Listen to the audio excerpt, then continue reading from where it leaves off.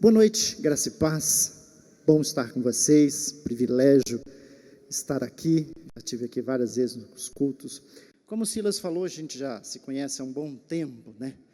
Eu tenho 51 anos, sou casado há 26 anos, tenho 2 filhos, o Abner e a Amanda, o Abner 22, a Amanda 18, faz 19 o mês que vem. Graças a Deus que o Senhor tem me abençoado, me deu uma família abençoada. Tenho aprendido muito por meio dos irmãos aqui da comunidade, o Anésio e outros. Falando em Anésio, o Silas falou de tempo. Coloca para mim aquela imagem, por favor, do Anésio. Bom, eu conheci o Anésio no seminário. Ele foi meu professor no seminário. Aquele carinha ali, ó, novinho, magrinho. Aquele garoto junto com ele é o filho mais velho dele, tá? Não é mais novo, não. E ali meu filho já cresceu. Ali à direita foi uns 10 anos depois, mais ou menos, que a gente não mudou nada, né? Praticamente igual. Ali nós estávamos. Ali foi em Atibaia, se eu não me engano, em 95. Foi o acampamento quando a gente estava terminando o seminário, ele foi meu professor, e ali nós estávamos em Belo Horizonte. A gente foi numa conferência na Batista da Lagoinha. Então, já faz muitos anos. O Anésio ali, ó, menino de tudo, né? Meninão. Graças a Deus. Eu agradeço a Deus por isso. Esse é mais ou menos o tempo que eu conheço o Anésio, o Silas, o Gil, o Rui, que vinha em algum lugar por aí, desde quando ele tinha cabelos negros, né? Hoje não mais. Não mais. Mas essa para mim é uma oportunidade muito boa. Eu estava ali pensando na minha banca da faculdade, que eu me safei. Eu não tive banca, teve um problema na faculdade, o orientador acabou abandonando, os alunos deu um negócio e eu me livrei da banca e não participei. Eu falei, ufa, e hoje eu estou me sentindo como se estivesse numa banca da faculdade, porque, né, então, eu sei como é que é isso, já fui assistir banco uma vez na PUC, foi assim, de matar. Eu fiquei com dó de uma mulher que estava numa banca de mestrado, e eu falei, tadinha dela. Mas me sinto assim. E é um privilégio estar com vocês aqui. Se porventura eu disser alguma coisa do tipo manhã, não se estranhe, quer dizer noite, que os nossos cultos lá é pela manhã, então a gente pega o hábito de sempre falar manhã, manhã, manhã. Não se preocupe com isso. Agora, hoje é domingo, são 18h50 agora. Está acabando o domingo.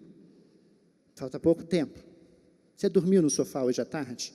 Deu aquela cochilada depois do almoço? Não? Pois é, eu vi uma mulher fazer assim. Geralmente as mulheres não fazem isso, porque ela termina do almoço, ela vai lavar louça, ela vai arrumar a casa, ela tem que deixar tudo arrumado, porque afinal de contas, daqui a pouco, é hora de vir para a igreja, para o culto. Mas tem uma turma do sexo masculino que pega essa carona no sofá, dá aquela cochiladinha, né? Podia ter dado uma forcinha também, mas, né, não deu. Mas Deus é bom e Deus vai ouvir as orações ainda das irmãs, que aquele marido que terminou de comer já pega os pratos, leva para a pia e já começa a lavar a louça para adiantar, né? Amém, querida? Você tem orado por isso, creio nisso, tá? Seu marido ainda vai dizer, querida, hoje eu não vou assistir o jogo porque eu vou ajudar você. E alguns falam, vai pensando.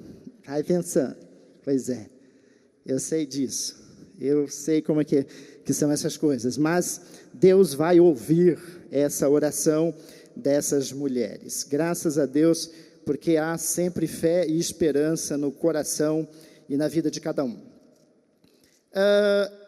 Eu quero falar, aliás, como disse o Klaus, tema de hoje, né?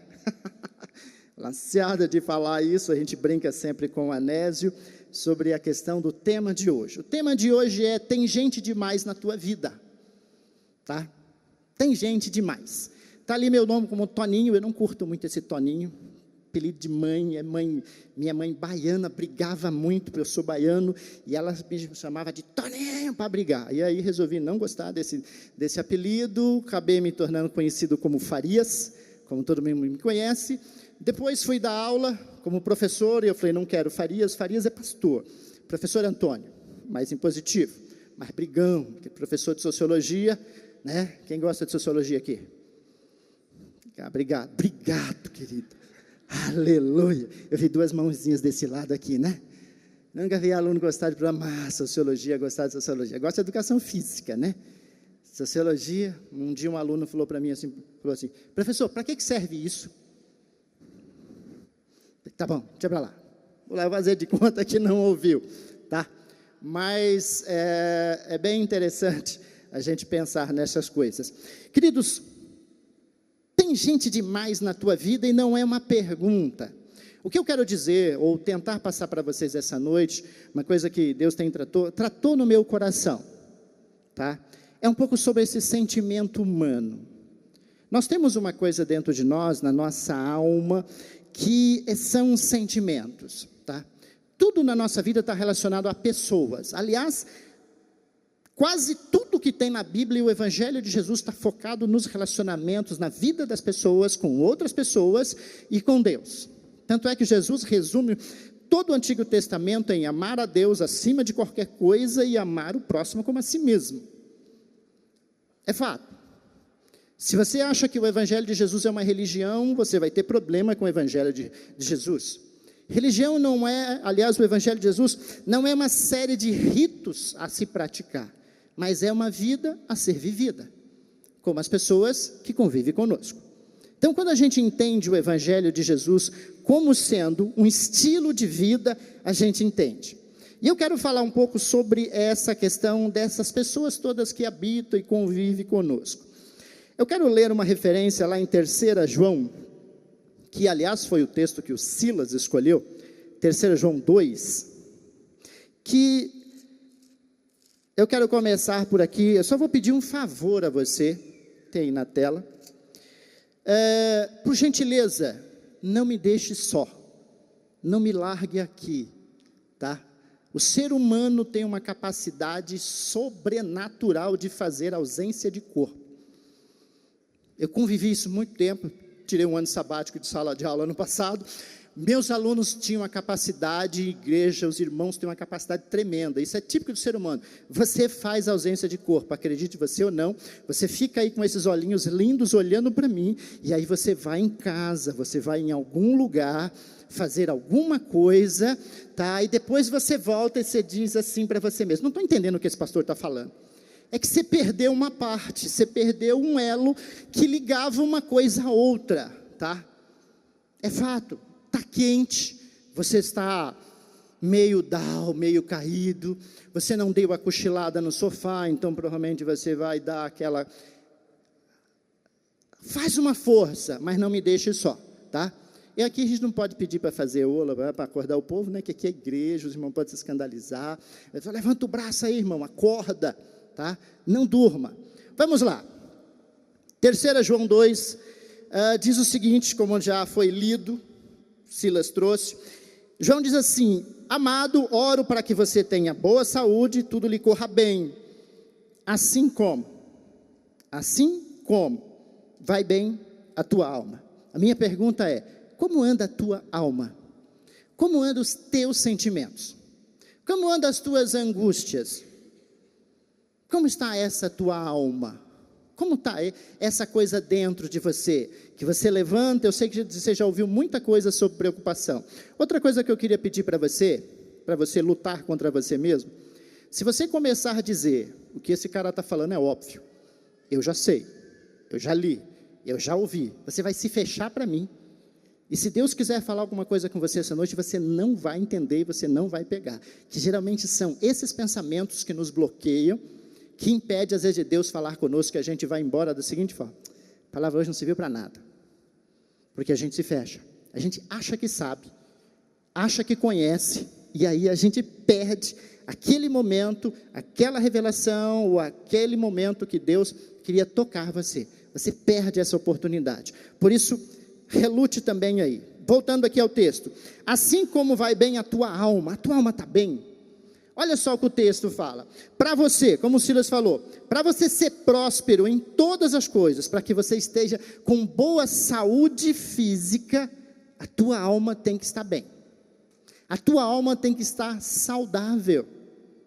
Você tem que estar leve, você tem que estar bem contigo mesmo, com todos e com todas as pessoas. Senão não adianta, amado, você vai começar a correr atrás de algumas coisas. Você pode até alcançar o dinheiro, o sucesso, mas você vai ter aquela angústia lá dentro. Você vai ter que continuar com aquele sentimento ruim, como aquela coisa que te corrói, aquela coisa que te incomoda, mesmo com dinheiro no bolso. Fazendo festa, enche a casa, come, tem de tudo, picanha assim, sobrando para todo lado, mas quando todo mundo vai embora, volta. E às vezes são coisas bem pequenas que acabam nos fazendo isso. Eu quero que você entenda até o final dessa palavra, o que Deus quer trazer para você. Vamos ler outro texto, Mateus 11, 28. Não vou olhar ali não, porque a luz me ofusca, e eu não consigo ler ali. Mateus 11, 28 diz assim: venham a mim todos os que estão cansados e sobrecarregados, e eu lhes darei descanso. Sobrecarregado. Tem gente que às vezes está com uma alma sobrecarregada. E o que é sobrecarregado? É tudo aquilo que está em excesso, que tem demais, que está sobrando, que passou do limite, está além do que você possa suportar, está sobrecarregado. E ele faz a proposta: tomem sobre vocês o meu jugo e aprendam de mim, pois sou manso e humilde de coração, e vocês encontrarão descanso para as suas almas, pois o meu jugo é suave e o meu fardo é leve. Encontrar descanso subentende procurar, fazer algo para alcançar. Você não alcança um objetivo fazendo nada. A ideia de sobrecarregado, eu quero usar uma metáfora que vocês provavelmente conheçam bem, ela é explicada de várias formas, para falar um pouco o que é sobrecarregado. Eu só quero deixar marcado isso, eu quero que vocês vejam uma imagem, pode projetar, para que se você não lembrar de mim, você lembre de uma imagem. Já andou de ônibus cheio? Já? Cheio mesmo, mas daquele jeito ali? Isso sim é um ônibus lotado. Lotado, além da capacidade. Você fala, é desumano ter um ônibus assim para pegar todo dia. Isso é comum na Índia, esses países superpopulosos e mais pobres. Eu quero que nós usemos essa metáfora para você pensar em você. Essa ideia de sobrecarregado. Quando eu digo que tem gente demais na tua vida, a gente vai usar essa imagem para que você possa deixar registrado o quanto de pessoas que há na sua vida, que são de fato aqueles que são necessários e os que não são. Agora, o interessante dos que não são necessários não são aqueles que estão presentes, e a gente quer que esteja presente. Que a gente não larga, mas também a gente não consegue reter. A gente não impede deles irem, mas também não consegue fazer com que eles fiquem. Isso tem perturbado a vida de muita gente, principalmente na era Facebook. Queridos, tem uma coisa, eu sou baiano, eu sou do tipo que eu falo, e eu gosto de falar com uma pessoa mais por telefone. Escrever, aí vai um erro, aí você conserta. A sua expressão na escrita não é aquilo que você queria transmitir, e aí você fica naquela angústia. Às vezes eu estou falando com algum amigo, e eu falo metade pela escrita, daqui a pouco eu passo a mão no telefone e falo, cansei, preciso falar com você. Tem umas coisas bem interessantes nesse aspecto. Agora, o que eu quero deixar aqui, que eu falei que Deus tratou na minha vida, eu passei por muito tempo com angústias, com pessoas que eu queria estar junto. Queria estar com eles. Mas o tempo acabou. Me dá um segundo. Senão vira língua de papagaio, aí não sai nada, né? Seca. Olha bem. A nossa vida é semelhante a um ônibus. Só que tem um detalhe. Eu já volto onde eu estava falando. As pessoas sobem e descem da sua vida o tempo todo. Desde o começo, se você pegar Desde a primeira série que você entrou na escola, a primeira turma, a segunda turma, você fez amizades, um monte de pessoas, o seu melhor amigo, a sua melhor amiga, todo esse povo que vai subindo e descendo da sua vida. Tem uma coisa que a gente esquece, que nós fazemos o mesmo também. Assim é a nossa vida. Acontece o tempo todo. Alguns ficam mais tempo com você, outros menos tempo. Você está aqui, provavelmente, alguns de vocês vieram de outra igreja, de outra comunidade, que você teve um tempo jóia, um tempo bom, aí você mudou, foi para outro lugar, e aí você acabou distanciando dessas pessoas. Alguns você tentou ainda manter o relacionamento, mas a distância foi enfraquecendo isso. Mas tem algumas pessoas que a gente faz questão de manter o relacionamento, e a gente fica esperando que ela nos ligue, que ela se comunique, que ela faça alguma coisa pela relação. Depois que eu aprendi que nem sempre uma relação de amizade, ela consegue ser 100% bilateral, e eu tenho que investir, e às vezes eu é que tenho que ligar, eu é que tenho que convidar, e a pessoa fala, puxa, eu gosto tanto de você, eu queria estar com você, mas eu percebi que essa amizade só funciona se depender de mim. Porque aqueles que eu amargurei, eu percebi que não valia a pena ficar amargurando por isso. A questão é o quanto eu os queria, mas também saber que acabou o tempo daquela relação próxima. Entender, acabou. Eu vou desprezá-la? Não. Tem pessoas e pastores que eu conheço que eu não encontro há anos. E se caso você encontrasse com ele, fosse, eu conheci um pastor chamado Farias, lá do Capão Redondo, do fim do mundo, ali da esquina do fim do mundo, e ele fala assim, meu amigo. Que a gente não se fala, mas mantém. Não se perca. Cada pessoa tem um propósito em sua vida, e um dia ela vai descer do seu ônibus para guiar a sua própria vida, ou ter o seu próprio ônibus. A questão é, nós não aceitamos esse momento. Eu sei que tem algumas dificuldades complicadas, quando a pessoa fala, olha, eu vou me mudar, eu vou sair, a gente sente, aí você fala assim, traidor. Não, é o tempo dele. Você já ouviu sobre isso? É o tempo dele. Teve o seu tempo. De vez em quando eu e minha esposa estamos em casa sozinhos, e aí a gente conversa e eu falo com ela assim, vai ser assim, eu e você.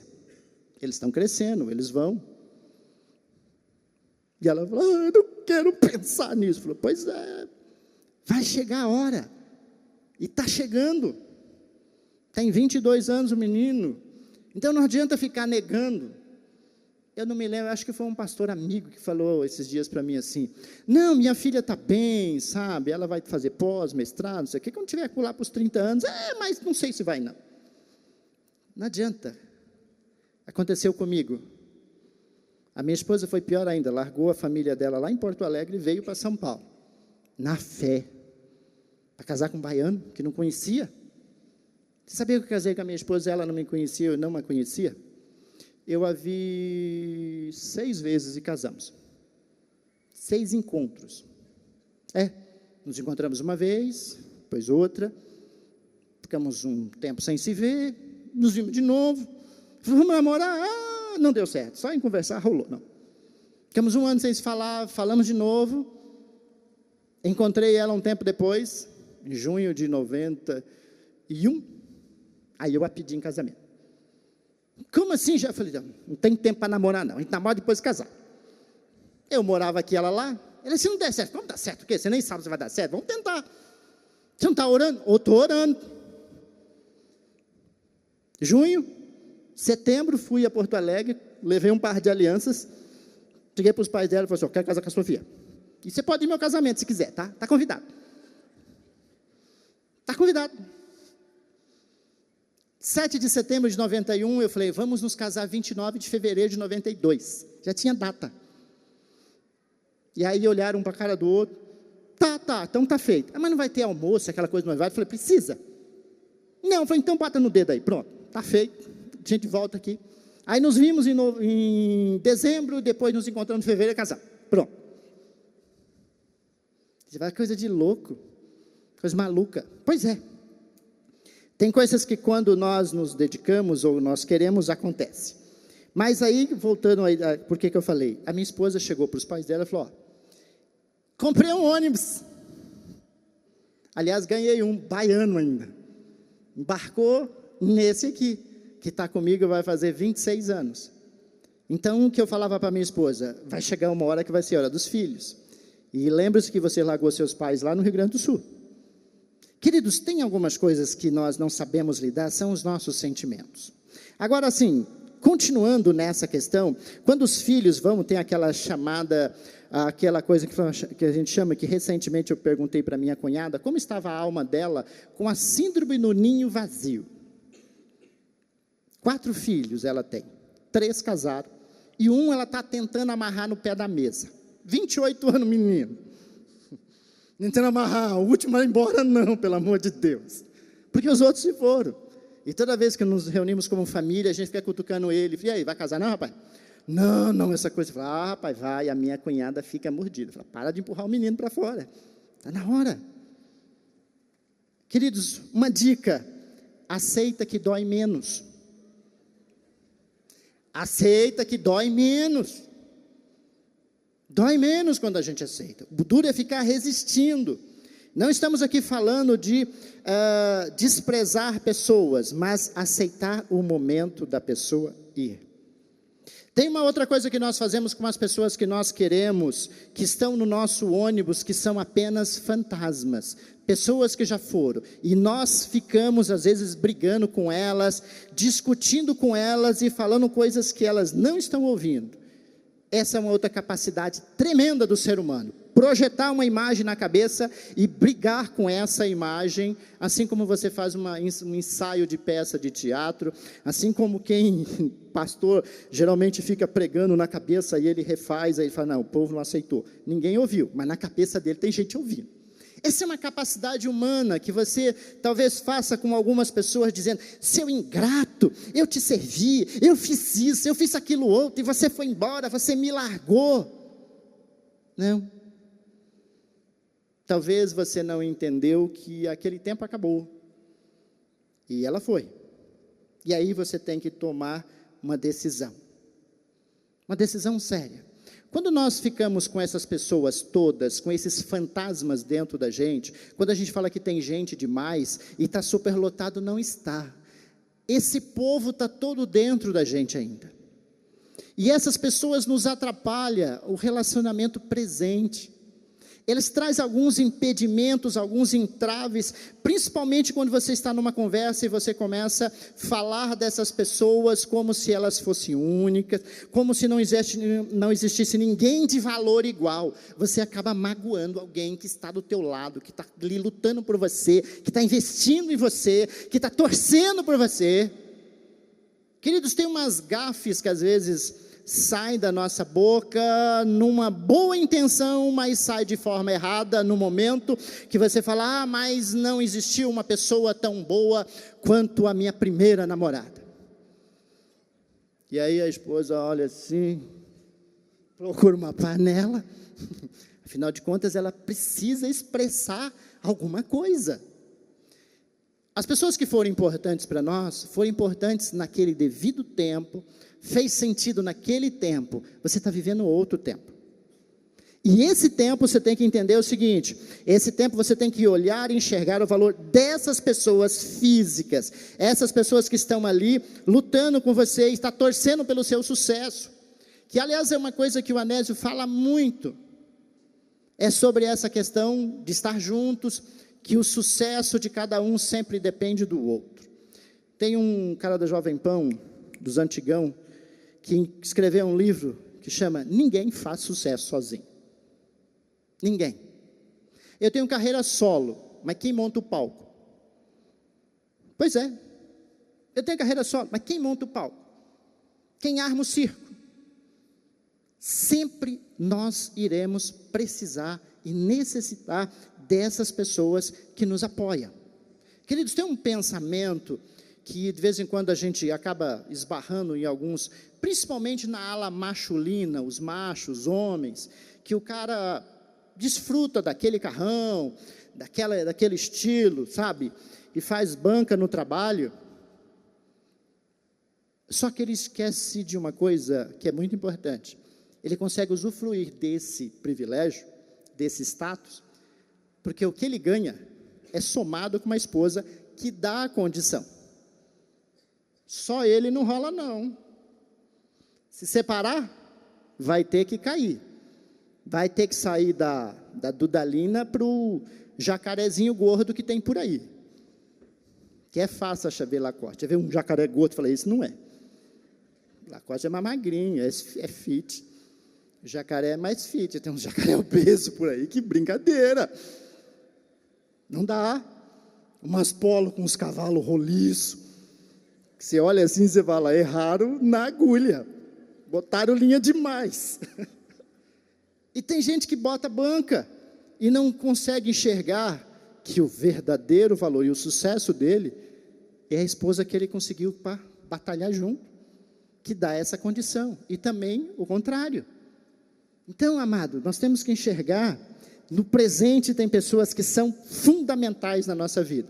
Então, esses fantasmas todos, esse saudosismo todo, essa coisa toda que a gente pensa que o que fizeram por mim antes é melhor, não é. Foi um tempo e significou um tempo. Temos que aprender a valorizar mais as pessoas que estão do nosso lado. Eu falo isso muito lá na nossa comunidade, no Capão Redondo. Somos dependentes. Eu sou dependente da minha esposa. Eu lembro uma vez que a minha esposa viajou, ficou 20 dias fora. Rapaz, que casa grande. Nada parece que fazia sentido, né? Aí você procura, aí você, homem assim, ele faz comida na segunda-feira, e aí ele come a mesma, segunda, terça, quarta, quinta e sexta, e o remanescente no sábado, né? Sabe o que eu costumava fazer? Faz uma lasanha grande, e aí você vai comer um pedaço por dia. Quando chega no sábado, aquela menina está dura, tá? Aí você coloca qualquer coisa lá, enfia no micro-ondas para dar uma amolecidinha, né? Mais queijo, qualquer negócio. O homem faz esse tipo de coisa. Eu gosto de cozinha, mas não gosto de cozinhar todo dia. Gosto de cozinhar assim, uma semana logo. Cozinha 1 quilo de feijão, enche de potinho o freezer, vai 4 canecas de arroz e bota umas 10 medidas lá no freezer e vai comendo. A minha esposa não, ela fala, esse negócio está velho. Eu falei, que velho, foi feito antes de ontem, então, está velho. Mas eu tenho uma dependência muito grande, admiro a minha esposa, a inteligência dela. Ela é gestora numa instituição social ali no Morumbi. Trabalho muito lindo que é feito ali, com 220 crianças daquela comunidade do Colombo. Deus me deu uma esposa maravilhosa, e eu agradeço. E se eu tenho alguma coisa, é graças a ela. Juntos, apoio, sempre dou preferência para ela, para que realmente a nossa vida, o nosso casamento seja maravilhoso. Voltando aqui, cuidado quando fala das pessoas que já foram importantes na sua vida, tá, como pessoa igual, ou fulano, ou aquela pessoa foi única. Querido, preste atenção, aqui você está se relacionando esse único. O seu único hoje é a pessoa que convive com você, é a pessoa que está do teu lado, essa sim. Tome cuidado, tá? Não diga que ninguém vai fazer melhor do que alguém já fez. Você pode magoar alguém por isso. Preste atenção e veja se sua vida não é boa por causa do outro. E para de se orgulhar, de se achar. Nós dependemos dos outros. Agora, nós temos que entender, esse outro é o presente, aquele que está hoje. Às vezes a gente vive num saudosismo, achando que vai voltar uma velha relação, aquilo que nós chamamos de bons tempos. Ah, os bons tempos. Que bons tempos, meu amado. Bom tempo é o que você está vivendo. Você está vivo agora. Ah, você não sabe o que eu passo. Não sei mesmo, mas eu sei de uma coisa. Você está bem, que você está aí, eu estou te vendo, você está vivo, e você comeu hoje. Então, meu amigo, isso é bom tempo. Bom tempo é o dia que você levanta, que você está vivo, você tem o que comer, e você fala, graças a Deus pela vida que eu vivo. Não dizer, aquele tempo lá, década de 80, saudosa lembrança daquele. Não, amado. Viver o presente com as pessoas que estão hoje. Eu espero que nesta noite você consiga, juntamente comigo, parar o seu ônibus e abrir a porta e ficar somente com aqueles que verdadeiramente estão com você. E ser grato. Tem coisas que nós não fazemos dentro de casa por pura distração ou negligência. Dizer obrigado para a esposa ou para o esposo ou para os filhos quando fazem alguma coisa e não reclamar. Querido, eu tenho uma opinião sobre reclamação, apesar de eu ter um senso crítico bastante pesado, principalmente nessa área de sociologia, que tudo é motivo de briga. Não reclamar. Por quê? Eu só posso reclamar de algo quando eu sei fazer melhor. Se você não sabe fazer melhor, não reclama. Comida horrível, faz melhor. Vai pro fogão. Nossa, mãe, de novo esse feijão assim meio sem sal, meio não sei o quê. Papo de adolescente. Tá bom, vai pro fogão, faça melhor. Se você sabe fazer melhor, você tem um parâmetro para reclamar. Não tem direito, mas tem um parâmetro. Então, quando você for reclamar da pessoa que te serve, primeiro veja se você consegue fazer melhor que aquilo. E não reclame, eu diria, apenas diga, deixa eu fazer da próxima vez? Deixa eu fazer. Fica a dica, você está aí comigo? Pessoal que foi dar uma volta em casa, resolver um problema com o marido, com uma filha, voltou? Tá? Não está chovendo, então você não precisa ir em casa ver se a janela ficou aberta, tá? Que é comum. Começa a chover, a pessoa olha para lá e fala, ai, dá aquele giro em casa, nas janelas, tudo e volta para cá. É fantástico esse negócio. Eu acho impressionante esse babado da gente ter essa coisa de largar o corpo para dar uma volta. Tá? Então, e é fácil identificar alguém que saiu. Ele fica estático, o olho perde o brilho. Você fala, acontece. Sabe quando você está assim, quando alguém passa a mão na frente assim, ó? Nada, minha filha, está vazio. Está vazio. O cabra não está mais ali, não. Espera um pouquinho que ele volta. Eu costumo dizer que estava no limbo. Alguns lembram, assistir o filme A Origem, né? Então eu falo, estava no limbo. Já está voltando. Da primeira, da segunda, terceira fase, não importa. Mas foi dar uma volta.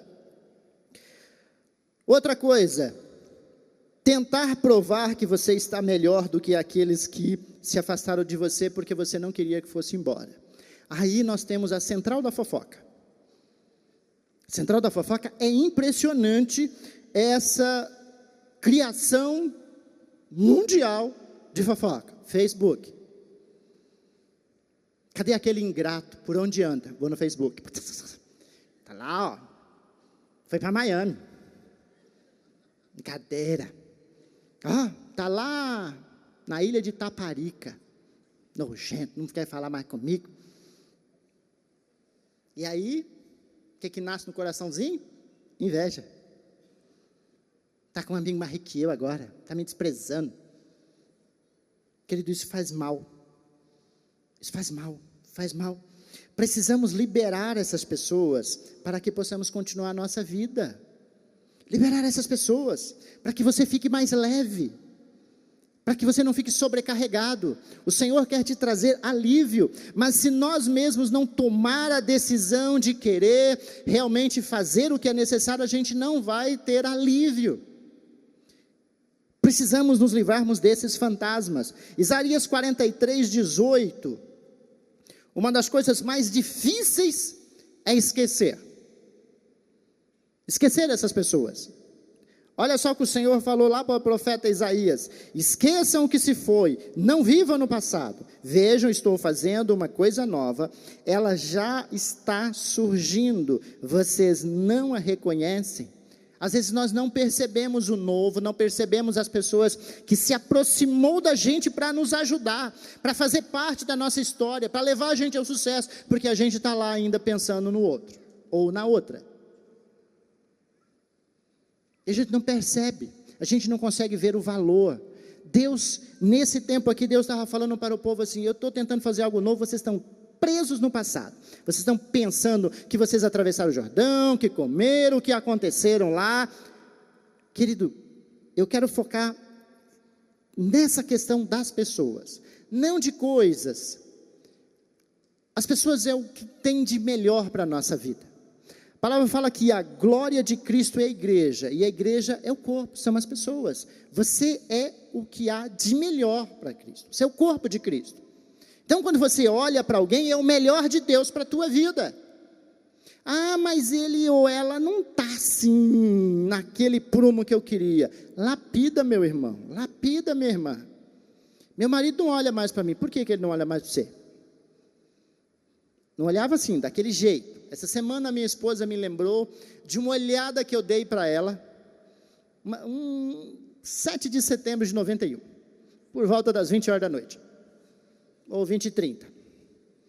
Ela falou assim, eu saí do quarto, você me olhou. Eu falei, mas você não me olhou. E ela usou a expressão, falou, você me comeu com os olhos.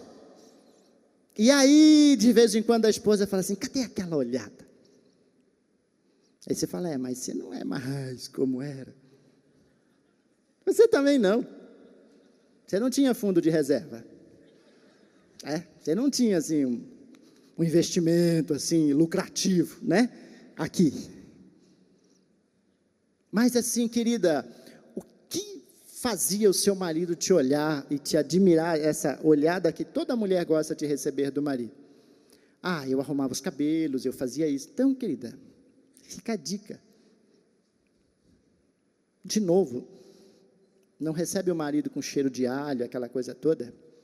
Sabe assim, tem coisas que dependem da gente. Depende. Eu sou do tipo que olho, me permito usar a palavra cobiçar, porque eu sou marido, eu posso cobiçar minha esposa, eu tenho permissão para cometer esse pecado, tá?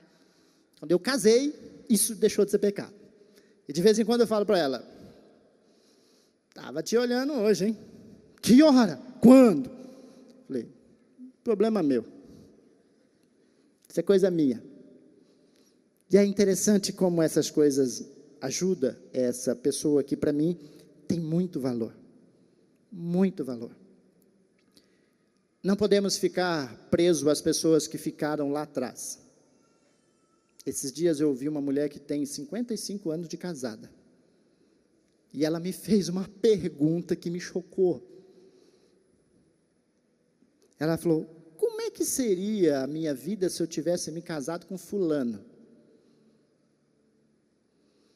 Eu falei, gente, como é que uma mulher de 78 anos, 55 anos de casada, vai fazer uma pergunta dessa? Ela está pensando, e sem falar que não fazia muito tempo que ela falou assim, o meu noivo fulano. Eu falei, peraí, esse não é o marido. Ela está presa a um casamento, que os pais disseram que ela tinha que casar, não era quem ela queria, nem ele, e ela ainda tem o noivo, o primeiro, dentro dela. De vez em quando ele aparece. E a interessante, ela falou assim, meu noivo Galdino. Eu falei, rapaz, e na frente do marido, o cidadão ainda está aí assim, nessa sessão espírita, assim, junto, anda junto assim, compartilha, e aí você fica sem palavras, vou dizer para a pessoa. Eu disse para ela, quando ela perguntou como é que seria a vida dela, eu falei, seria diferente, seria outra, você não teria os teus filhos e seria outra história, mas, por favor, volta para hoje, vem para cá, viver o presente é a melhor coisa que temos, por mais que não te pareça bom, faz alguma coisa para ele melhorar, mas você precisa se livrar dos fantasmas. Isso traz ansiedade, traz angústia, traz tristeza. Eu sei que alguns até pensam, bendita hora que eu não casei com fulano ou com Beltrano. Talvez eu teria uma vida bem melhor hoje. Talvez, você não sabe? Se eu tivesse uma máquina do tempo. Quem já não pensou nisso? Esses filmes agora que é moda e viagem no tempo, Netflix está abarrotado deles. Voltar no tempo para consertar o meu erro. Querido, a sua vida não é um erro. Ela só não está formatadinha do jeito que você gostaria. Mas se você continuar pensando que ela é um erro, você sempre vai querer aquilo que ficou lá atrás. E Deus quer te trazer alívio. Ele não quer que você viva sobrecarregado. Ele não quer que você carregue essa gente toda pela sua vida, porque só te atrapalha, impede a sua alegria e a tua felicidade. Devemos tomar cuidado com isso.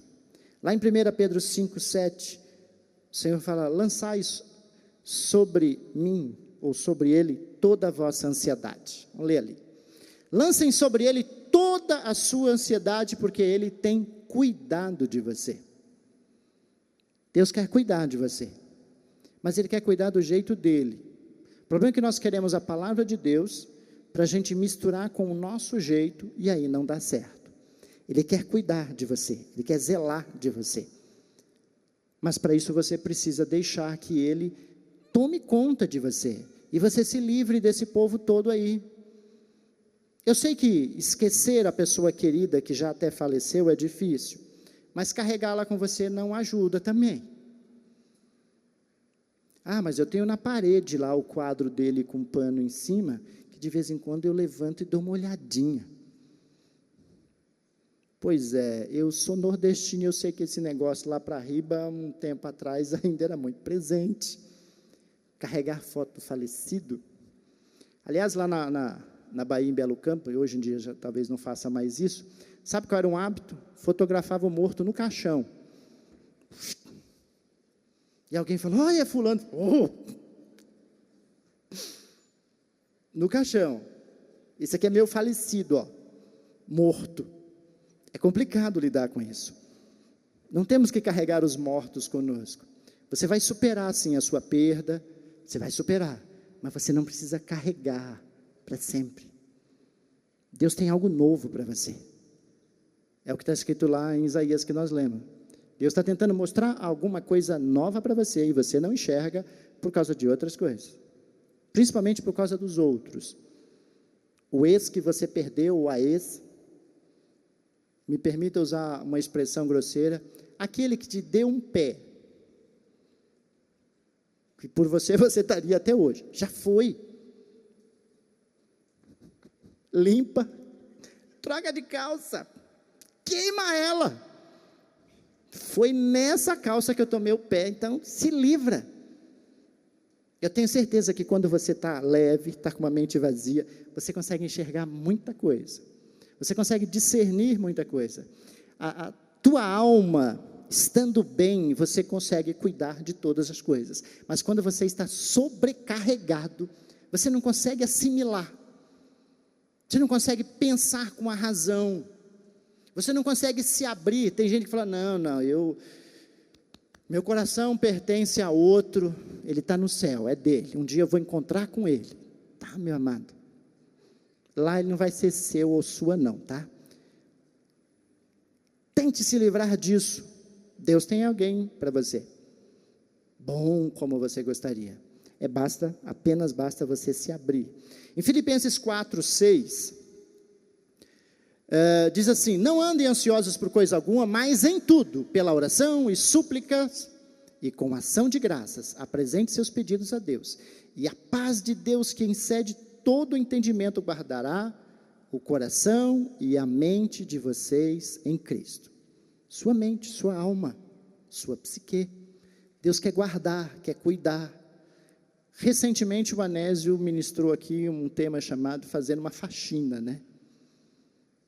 Se você não mexeu nesse quarto sentimental, é dele que eu estou falando. Você pode ter mexido em muita coisa. Tem gente que fala: não, esse aqui Deus não entra. O Senhor quer fazer parte na tua vida por inteiro, integralmente, inclusive dos seus sentimentos. Jesus era uma pessoa muito sentimental. Eu admiro muito quando Jesus no Getsemane, ali naquele momento terrível, ele falou para os discípulos: eu estou com medo, me ajuda. Não é pecado ter medo, não é pecado pedir ajuda. Se você não consegue lidar com isso, você precisa pedir ajuda. Mas eu não estou precisando de psicólogo. Não, eu estou falando de pastor mesmo. Coincidentemente, pastor e psicólogo tem uma aqui. Você pode levar vantagem dupla, né? Se o probleminha for um pouquinho mais complicado, repartir com alguém, orar com alguém. Queridos, precisamos nos livrarmos desses fantasmas.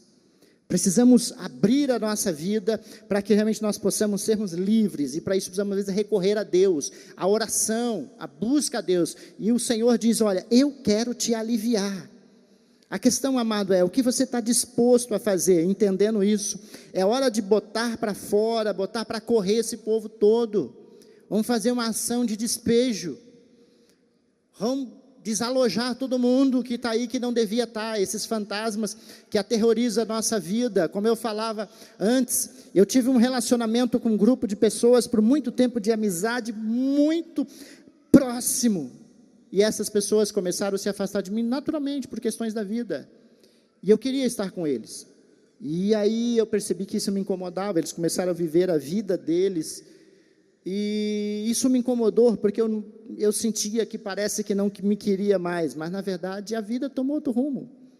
Até um dia que eu refletindo e pensando sobre isso, e Deus falou comigo acerca desse assunto, eu procurei um deles que fazia parte da família, abri o coração e falei: olha, eu sei que não dá, a gente se ama, mas não dá para estar juntos, não tem como. O importante é isso não se tornar um problema para nós, não ser uma situação ruim, angustiante, você ficar se maldizendo, falando dessas pessoas, quando encontra alguém, fala: ajudei tanto e não sei o quê, e vira um inferno às vezes. Precisamos sermos libertos, precisamos chamar o Ghostbusters, né? Caça fantasma aí, bota para correr. Eu tenho tanta saudade. Dá para matar? Tem 2 jeitos de matar a saudade: indo até a pessoa, ou se livrando do sentimento, se livrando dele. O principal é: preciso abençoar essas pessoas, preciso não vê-las como um problema ou ingratidão. Elas não são ingratas. Quantas vezes você também foi ingrato dessa forma? Quantas vezes? Deixa eu dar um exemplo meu aqui. Eu me lembro num período, já faz 22 anos mais ou menos, que eu e a Néia se relacionamos. Essa coisa de ir em casa, estar junto em muitos momentos. Hoje a gente tem uma rotina mais de se encontrar no G3, que é eu, ele e o Marcos Arraes. A gente almoça juntos todo mês. Todo mês se encontra para contar. Eu tenho como meu conselheiro e a gente conversa. Eu me lembro há uns 10 anos atrás, mais ou menos, que foi indo esse relacionamento de amizade. Eu falei: vou fazer um teste com esse mano. Fiquei 1 ano sem ligar para ele, e ele não me ligou, 1 ano e pouco. E um dia nos encontramos, marquei encontro, falei: e aí, rola essa amizade ou não rola? Dá para investir ou não dá? A gente vai conseguir continuar como amigos, que senão a gente já fecha a conta agora mesmo. Ele falou: cara, não faz isso comigo não. Ele falou: é o meu jeito. Ele falou: o meu jeitão é assim, às vezes eu não sou. Falei: mas de boa, esse negócio dá para acontecer? Ele falou: não desiste não. Falei: então tá bom, vou te dar mais uma chance. Dá mais uma chance. E aí, foi. Mas uma questão é, eu sei o jeito dele, e ele entende o meu. Eu sou direto, curto e grosso em algumas coisas. Eu me lembro uma vez que ele me fez uma pergunta de uma coisa, eu respondi outra coisa, ele falou: mas não... Eu falei: eu sei, não era isso que você perguntou, mas é isso que eu estou pensando e eu vi. Ele falou: não era isso, mas eu gostei. Legal. Falei: pois é. Então, precisamos investir um pouco mais nisso. Agora, se não dar para ser, glória a Deus. Sem esse papo de ingratidão, de ficar procurando a pessoa no Facebook e se colocando lá, tentando provar que você está melhor que ele ou que ela. Botar aqui, uma foto que eu fui lá, botar um comentário para ela saber que eu estou bem. Fazer um cabelo aqui, botar uma roupa para saber que eu estou bem. Para ela ver o que ela perdeu. Não investiu em mim. Queridos, desculpa eu esquecer de vocês da ponta aí, por favor, perdoa eu, que o sistema de ventilador aqui vai até um certo ponto, tá? Deus abençoe. O pessoal do oeste aqui, não podemos esquecer do oeste, nem do leste, nem o pessoal do norte, né? Então, obrigado. Então, queridos, precisamos nos livrarmos desses fantasmas. Para isso, nós precisamos perdoá-los. Lucas 6,37, diz assim, 37, deixa eu ver, 37, 38, se eu não me engano. Aí mesmo, desculpa. Não julgue, e vocês não serão julgados, não condene, e vocês não serão condenados. A parte importante para mim, pelo menos que eu vou usar, perdoe e serão perdoados. Quer ser perdoado pelo seu amigo? Perdoa ele. Liga para ele, liga para ela, e perdoa. Perdoa ela porque ela não foi na sua festa, ou não sei o quê. Você quer ver uma coisa que chateia a gente, principalmente adolescente? É quando você convida a amiga para uma festa sua, e ela diz que vai, depois ela muda de ideia, e depois você descobriu que ela mudou de ideia porque ela achou uma festa melhor para ir, que é a sua, né? E aí você fica cheio de sentimento, né? Quando eu discutia com meus alunos sobre essa questão que a gente estuda na sociologia, que inclusive o Anésio usa esse termo, ele fala que é uma palavra que não existe, mas na sociologia existe, coisificação. Coisificar o outro. É usar o outro para um fim meu, egoísta, onde existe algo entre ela e eu, que é uma coisa. Então, é bem interessante quando nós queremos alguma coisa de alguém, e nós apenas utilizamos ela. E essa coisa que eu sempre falo de, mas o outro escolheu uma festa melhor para ir do que a sua. E aí você fala, acabou a amizade. Perdoa, querido. Essa amizade talvez tenha um valor muito grande para você. Muito grande. Como a Anésio costuma dizer, eu me casei com uma melhor amiga que eu tinha, que era a mãe. Tem gente que desfaz algumas amizades e perde grandes oportunidades, por causa de alguns sentimentos. Supere isso. Assim como uns vão, porque querem, alguns nós repelimos, nós mandamos embora sem perceber, como a nossa chatice. Todos nós temos um grau de chatice. Todos nós temos, sem exceção. Mas de 0 a 10, a chatice é 5. Beleza. Você é meio chato. Tá? Só meio chato. Só que, de repente, para você é nota 8, por exemplo, e quem convive com você dá 3, 4. Porque você se acha legal, não os outros. Então, todos nós temos defeitos, nós temos essas questões todas, e com isso nós repelimos as pessoas, nós empurramos elas para longe de nós. Você está aí? Glória a Deus, aleluia. Eu sei que você ficou pensando em quem é a pessoa mais chata da sua vida. Olha para o lado, não, meu irmão, por favor, não olha para o lado não, relaxa. O irmão pode ficar chateado com você. Chatice tem cura, tá? É uma patologia curável, dá para tratar, é possível sim, você pode ficar curado. Eu estou meio curado, sou meio curado mesmo, vou chegar lá ainda, um dia eu vou deixar de ser 100% chato, quando chegar no céu, porque lá no céu não entra chato, chatice tem que ficar aqui. Eu quero que você entenda isso, é hora de botar essas pessoas, todos esses fantasmas para fora, para que você tenha uma vida leve, tranquila e sossegada. Quantas pessoas são necessárias na tua vida? Lembra das coisas extraordinárias da música do Balu? Você já ouviu isso, se não me engano, recentemente. Extraordinário, né? O necessário é o suficiente, o extraordinário é demais. O nosso ônibus do começo, para você lembrar, projeta de novo o ônibus cheio aí, para o povo ver. Eu quero que você possa tentar entender quanto dessa gente que está em você, que não estão mais de fato, que está deixando você sobrecarregado de sentimentos, e o Senhor quer te trazer alívio. A gente vai ler de novo Mateus 11, 28, que diz, venham a mim todos os que estão cansados e sobrecarregados, e eu lhes darei descanso ou alívio. Tome sobre vocês o meu jugo e aprendam de mim, pois sou manso e humilde de coração, e vocês encontrarão descansos para suas almas. Projeta para mim a outra imagem do ônibus, por favor. Eu queria que você colocasse em pé. Uma imagem interna de um ônibus, está um pouco longe, talvez você não consiga ver bem. Está o que chamamos de meio vazio. Meio vazio, mas suficiente.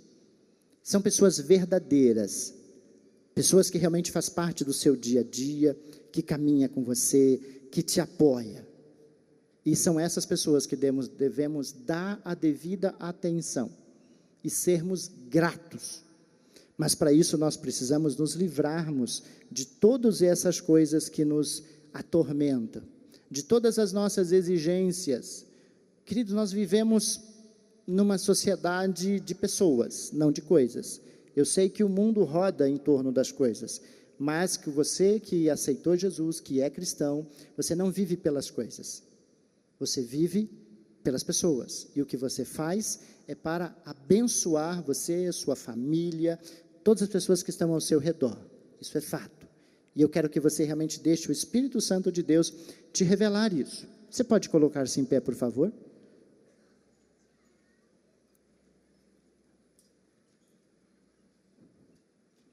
Eu sei que você já ouviu muitas coisas, talvez até você chegou a pensar, beleza, já ouvi, é óbvio. Mas você sabia que nós não conseguimos superar muitas coisas porque achamos que dominamos. Quando você desaba em choro, você vai perceber que você não consegue controlar sua emoção, sua tristeza. E o Senhor fala, vem para mim, troca isso que está aí, esse sentimento, pelo meu. Descarrega. Para esse ônibus, abra a porta, vai lá, começa a despedir. Deus te abençoe, você está perdoado. Deus te abençoe, você está perdoado.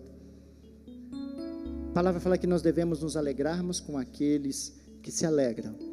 Talvez o seu amigo está muito contente. Abençoa ele. Ele podia estar vivendo a alegria dele comigo. Não. O ônibus dele foi para outro rumo, para outro caminho. O seu continuou na sua estrada. Está na sua estrada, está no seu caminho. E Deus colocou com você aqueles que você precisa, que necessita. Mesmo aqueles que você acha cascudo, mas é para polir você. É para te tratar. Nós precisamos de pessoas de vez em quando que nos dá uma limada, porque a gente fica muito cascudo, bicudo. Quando a gente começa a ficar meio soberbo, a gente precisa de alguém que chegue e dá uma empurrada e fala, se liga, se toca, acorda. O mundo não gira em torno de você. Você é apenas uma parte do corpo. Uma parte do corpo. E o Senhor quer trazer para nós esse alívio. Ele quer que a gente se liberte. Queridos, eu não estou aqui falando para você começar a odiar pessoas, para você poder, sabe, assim, falar, vá com Deus até a esquina. Não. Se alegre quando você vê aquele amigo que um dia esteve com você, e o abençoe. E não tente provar para ele que você está melhor. Apenas libere o teu coração. E Deus vai abundantemente colocar na tua vida outras pessoas e outras situações, para que você viva bem. Como é que está a tua alma? É o que João fala. Como é que está a tua alma? Está bem? Não. Então a sua alegria e a sua prosperidade e a sua saúde está comprometida. Tua alma precisa estar bem, para que você realmente possa viver bem, para que você consiga gastar bem o seu dinheiro, investir bem o seu dinheiro em pessoas que te ama, que te valoriza, porque você vai conseguir enxergar o valor dela. Você vai se sentir bem dentro de casa. Esses dias o Anésio falou assim, você não tem filho para brincar no tapete? Rola com a sogra no tapete, né? Que foi hilário, né? Fala sério. Ô glória. Com a minha sogra, deita aqui no chão, vamos brincar rápido. Não consigo pensar isso com a minha sogra, não. Rola não. Como é que eu posso desconjuntar ela? Tirar o marca-passo dela do lugar? Ela tem um. Podemos viver bem, uma vida leve, tranquila. Os nossos olhos precisam brilhar quando nós olhamos as pessoas que estão conosco. Às vezes hoje eu estava sentado na sala, tem duas poltronas, uma de frente a outra, minha filha sentada mexendo no celular, e eu fiquei olhando para ela. Olhando ela. Minha filha está linda. Não é corujice não, tá? É verdade. Diz que coruja sempre é as filhinhas, né? E estou muito feliz com os meus filhos, estão trabalhando, glória a Deus, aleluia, filho com 18 anos trabalhando, começa a sustentar as próprias despesas, e admirá-los no que eles são, a minha esposa. E quando você está com uma alma sobrecarregada, você não consegue enxergar o melhor daqueles que estão dentro de casa, não consegue. Você fica fazendo comparação, você fica caçando o que não tem, o que não precisa. Mulheres amam elogios, amam mimos. Ontem eu saí para resolver uma questão, voltando, passei numa igreja de um pastor para entregar algo para ele, no fim sobrou para mim, que ele estava fazendo a manutenção no prédio da igreja, eu tive que ajudar ele, e passei do horário que só. Aí fomos numa padaria, e aí olhei uma torta de churros. Minha esposa ama churros. Vamos fazer o mimo, né? Vamos comprar. Ei, chega em casa. Adivinha que eu trouxe para você? Ela, uma torta de churros. Ficou feliz. Ela nem olhou no relógio, viu que hora que eu cheguei, nada nessa. Graça, canalizou para a torta de churros. Pois é, meu amado. Pedro fala assim para os homens: viva com as suas mulheres com sabedoria, meu filho. Como dizia aquela comediante, tem que ter muita cuca no lance. Tem que pensar, tem que ser sábio. Você vai conseguir ver todo o valor das pessoas que te amam quando você esvaziar o seu ônibus. E só enxergar, saiu a imagem. As pessoas que realmente são verdadeiras estão com você. Você pode fechar os teus olhos um instante? Dê a mão para alguém aí que está do teu lado. Empreste, ela te devolve daqui a pouco. É um privilégio saber que o Senhor nos ama e cuida de nós e nos quer ver aliviados, leves, com o melhor dele. E o melhor dele para as nossas vidas aqui na terra são as pessoas que ele colocou junto de nós, que está presente hoje, que caminha conosco hoje, que paga o preço hoje. Esses sim, de fato, são valorosos, são preciosos. Pai, eu te agradeço por esse privilégio tão grande de, Senhor, tu poder tratar com a nossa alma. Senhor, eu não conheço individualmente cada um que está aqui, Pai, mas tu conhece. Tu conhece, tu sabes, Senhor, os sentimentos, as mágoas, as tristezas, as angústias. Mas eu peço, Senhor, que esses teus filhos, neste momento, Senhor, sejam aliviados dessa carga sentimental que carrega, desses sentimentos em relação a pessoas, Senhor, que já se foram. Ajuda, Senhor, aqueles que precisam reconhecer o valor dessas pessoas presentes. Eu quero abençoar cada lar, cada família, que haja graça, Senhor, que haja graça, que haja comunhão, alegria, Senhor, que os olhos de cada um possam brilhar de novo, ao olhar para suas esposas e filhos, e ver o melhor, Senhor. E como tu disse lá no livro de Isaías 43, esqueçam o passado, ele já se foi. Pai, que cada um aqui possa, Senhor, receber uma revelação nova, um entendimento novo, Senhor, do que é viver em família, em comunhão, viver em igreja, em comunidade, Senhor, e que vivam um tempo maravilhoso, Senhor, que possa usufruir do melhor de Ti nesse tempo, Senhor, que seja, Senhor, algo transformador, e que Tu possas, Senhor amado, a cada dia, consolar e edificar os Teus filhos e as Tuas filhas, Pai. Pai, completa essa obra, pois eu declaro, Senhor, essa palavra, Senhor, que foi semeada, Senhor amado, que ela possa ter caído em terra boa, que ela possa crescer e dar fruto, e, Senhor, cada um possa colher desses frutos, Pai, e que todos possam viver, Senhor, essa coisa maravilhosa, que é conviver com os irmãos e com a família, Senhor, usufruindo do melhor que há no outro, Pai. Obrigado por esse privilégio. Eu abençoo esses amados essa noite. Declaro, Senhor, que a Tua unção seja sobre todos, Pai. E proíbo, Senhor, qualquer entidade maligna que venha roubar essa palavra do coração dos Teus filhos. Obrigado, Senhor. Obrigado. Você pode aplaudir Ele?